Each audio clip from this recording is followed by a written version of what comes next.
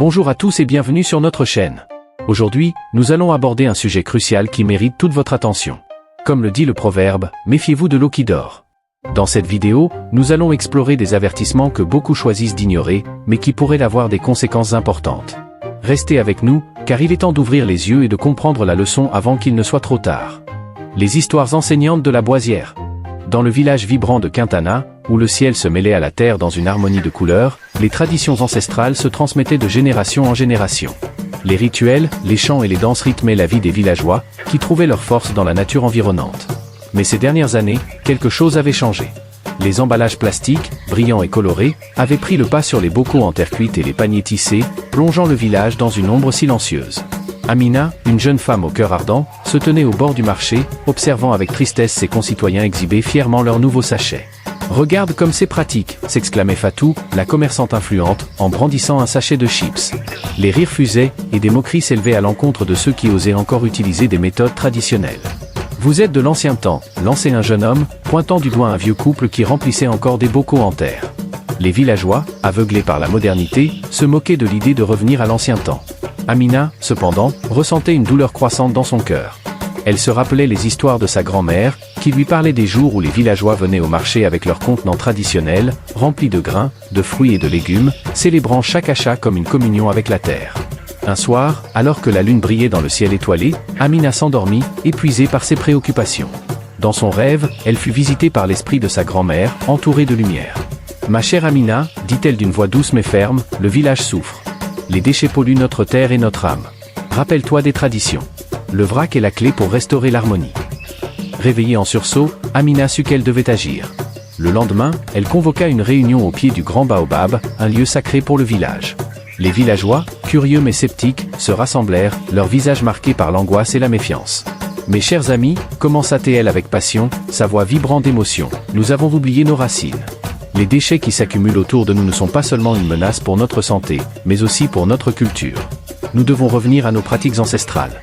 Le vrac est de retour. » Les rires moqueurs résonnèrent dans la foule. Fatou, se levant avec défi, déclara « Pourquoi retourner à des méthodes anciennes quand nous avons la modernité à portée de main ?» Les villageois échangèrent des regards, certains hochèrent la tête en accord, d'autres se moquèrent de l'idée. Un jeune homme ajouta « Tu es vraiment à l'ancienne, Amina. » Malgré les moqueries, Amina persista, son cœur battant. « Ne voyez-vous pas ce qui arrive autour de nous? Les rivières sont polluées, et nos enfants jouent parmi les ordures. Nous avons oublié la sagesse de nos ancêtres. » Les murmures de la foule se turent alors qu'un vieux sage, Malik, se leva. « Je me souviens des jours où nous portions nos bocaux en terre cuite au marché. Chaque achat était une célébration de notre culture et un acte de connexion avec la terre. » Son regard sérieux et déterminé fit réfléchir les villageois. Encouragée par ce soutien, Amina proposa une fête pour célébrer le retour au vrac. « Nous allons montrer que le vrac n'est pas seulement une option, mais un mode de vie qui peut nous sauver. » Les villageois, bien que réticents, acceptèrent de participer, intrigués par l'idée. Le jour de la fête, le grand baobab était décoré de tissus colorés, et l'odeur délicieuse des plats cuisinés flottait dans l'air. Les villageois dansaient et chantaient, célébrant leur héritage. Les enfants, vêtus de vêtements traditionnels, répétaient des chants ancestraux. Amina, au milieu de la foule, expliquait aux plus jeunes l'importance de réduire les déchets. Cependant, le bonheur fut de courte durée. Un violent orage éclata alors que les villageois célébraient, inondant le village et déversant des déchets plastiques dans les rivières. Les villageois, paniqués, luttèrent contre les eaux tumultueuses. Les cris de désespoir résonnaient alors que les enfants pleuraient et que les adultes criaient des instructions. Amina, au cœur du désastre, se rappela les mots de sa grand-mère. « Nous devons nous unir pour protéger notre terre. » Les villageois, touchés par son appel, commencèrent à se rassembler. Ils formèrent des équipes pour nettoyer le village, mais le chaos régnait. Les visages étaient marqués par l'angoisse et les frustrations éclataient. « C'est de notre faute !» criait l'un d'eux. « Nous avons ignoré les avertissements. » Les jours passèrent, et la communauté, unie par cette expérience tragique, commença à changer. Ils se réunissaient chaque semaine pour nettoyer le village, et Amina les guidait dans l'apprentissage de pratiques durables. Les villageois, d'abord réticents, commencèrent à s'entraider.